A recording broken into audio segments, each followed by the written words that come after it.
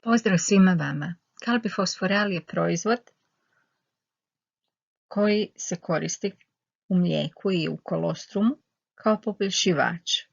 Stabilizira probavu vaše teladi i podiže njihovu vitalnost i otpornost.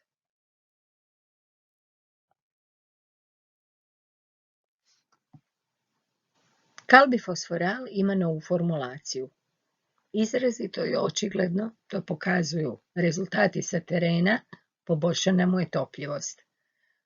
Kiseline dodane u sam proizvod stabiliziraju mlijeko, to je sprječavaju njegovo kvarenje, a glukoza, kao brzo pristupačan izvor energije, dodana u proizvodu, važna je i zbog energije, a i zato da se telad međusobno ne sisa. Znamo koliko je to važno. Puna opskrba vitaminima i mikroelementima ne znači ništa drugo nego potpunu opskrbljenost teladi upravo u toj fazi u kojoj jesu, za jačanje obrambenih snaga njihovog organizma. Djelatne tvari koje ima samo Schaumann, pa tako i u ovom proizvodu, specijalan probiotik za telad, dobre bakterije u crijevima su promovirane, mici, opet inovativna djelatna tvar iz Schaumana, Escherichia coli se smanjuje i smanjuje se rizik od proljeva. Aminotres nam je važan zbog poboljšanih dnevnih prirasta, konverzije hrane i vitalnosti.